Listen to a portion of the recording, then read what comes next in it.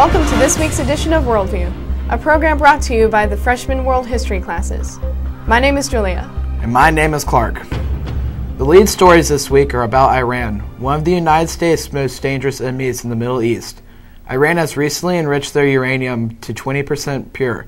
This has startled many because it is the perfect amount to make a nuclear weapon. Iran's logic behind increasing the purity is to treat cancer patients. Experts, however, believe that the purification is related to developing weapons. These experts have given different estimates on how quickly Iran can produce nuclear weapons if they decide to. It could be within a couple of years. Recently, a U.S. Navy ship rescued 13 Iranian soldiers who had been hijacked by Somali pirates on their fishing boat in the Arabian Sea. A helicopter spotted the boat and received a distress call from the captain of the fishing vessel, indicating that they had been hijacked. The Iranian military praised the United States for the rescue. The Iranian government, however, criticized the presence of the American ship so close to the Iranian waters. Last week, Hamid Karzai, the president of Afghanistan, denounced the ongoing abuses that main American prison in his country. His claims have surprised American and Afghan advocates because the prisons were thought to be relatively humane. The commission that records abuses in the prison have shown that most of the abuses occurred in the Afghan portion. Americans argue that the prison plays a major role in the war effort because many prisoners are Taliban operatives. Violent attacks spread throughout Syria last weekend when security officials raided homes and killed at least 10 civilians with sniper rifles. The 10-month conflict between southern Syria and the military has left 11 soldiers dead and 20 wounded so far. Monitors from the Arab League, who were in Syria to attempt to bring peace, have instead caused 450 deaths. Violence has been more prominent as people attempt to protect themselves from government forces. President Obama has made a controversial move to cut military spending. This is the first time in about 10 years. His proposal would slash the military's budget by $487 million over 10 years and decrease weapon testing. Many Republicans disagree with the proposal, including the presidential frontrunner Mitt Romney. Along with the budget cuts comes a letter from the Pentagon stating that it is capable of fighting two wars at once, one by ground forces and the other would be carried out by air and sea. The Pentagon has been underestimating the number of casualties in Iraq and Afghanistan. This error is the result of its not including the official number of all soldiers who suffered concussions from blasts in those war-torn countries. While the number of injuries does not affect medical treatment for the wounded, many still consider it a disrespectful act towards those suffering from these injuries. For years in Israel, women have been moved to the rear buses following Jewish law. An 18-year-old female soldier, Doran Matalion, recently said she was sitting in the front of the bus after being asked by an ultra-Orthodox Jew to be seated in the back. Miss Matalion said she had the right to sit there, but many others thought the bus should move to the rear. Miss Matalion said it wasn't the first time and it won't be the last. Israeli officials have charged 5 Jewish settlers of tracking Israeli troop movements in the West Bank and organizing a raid against the Israeli army base there.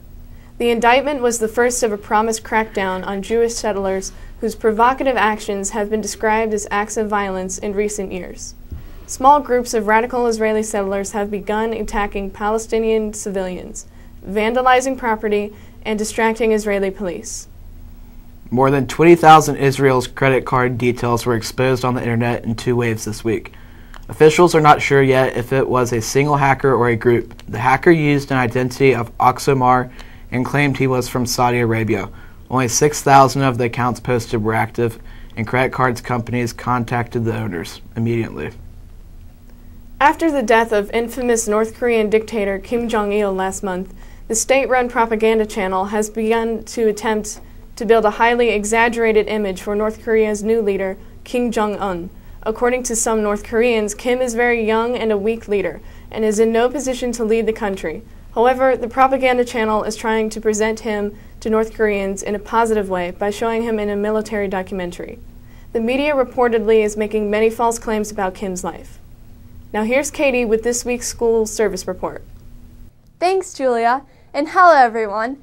There are many interesting service projects and activities happening around the upper school. one of which was the first round of 9th grade speeches. Be sure to congratulate Jacob, Stephanie, Molly, and Daniel for their amazing work this week. Interesting topics, well-researched and well-presented. And don't forget their introducers, Ruthie, Noah, Brianna, and Joshua. Spirit Day is today, so I want to see everybody going all out for their teams. The Summit School Geography Bee was held yesterday. The Heifer Committee raised $2,336, which will go a long way toward providing life-saving farm animals for families all over the world. Miss Welch's advisees won the pizza party for raising the most money. Thanks, everyone, and keep up the good work. Here's Matthew with the sports news. Thanks, Katie. All basketball teams played this week.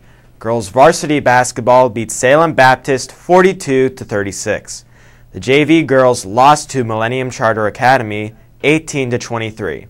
The JV boys basketball team beat Millennium Charter Academy 59-30. And the boys varsity team won their game against Nobel Academy 58-51.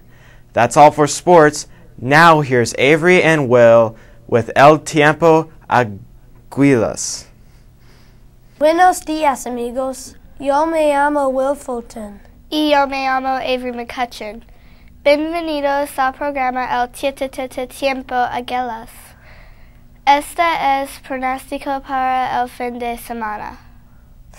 Viernes, la temperatura alta es 45 grados. Va a estar parcialmente nublados. Sábado, la temperatura alta es 43 grados. Va a estar parcialmente nublado. Domingo, la temperatura alta es 47 grados.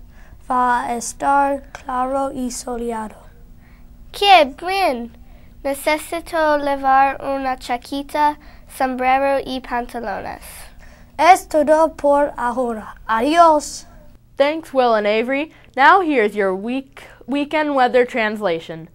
Today's local weather forecast is a high of 43 and a low of 27.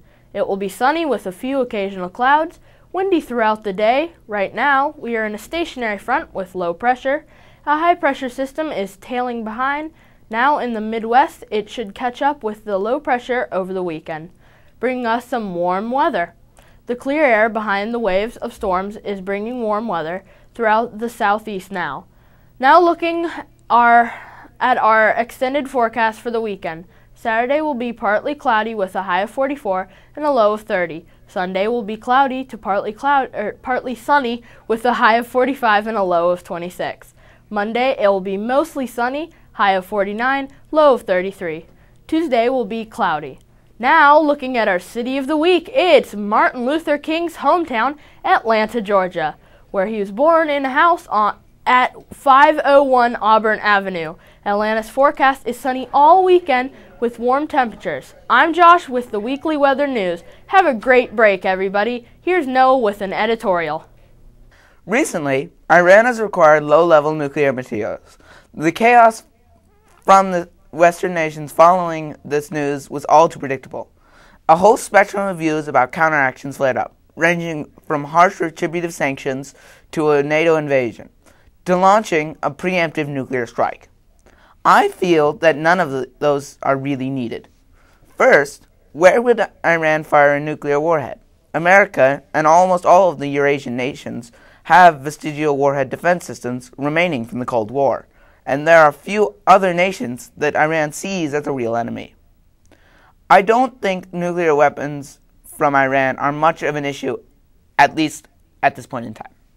Thanks, Noah. Goodbye, everyone. We will not be on air next week because of the holiday. Thanks to you for watching, and thanks to our great crew.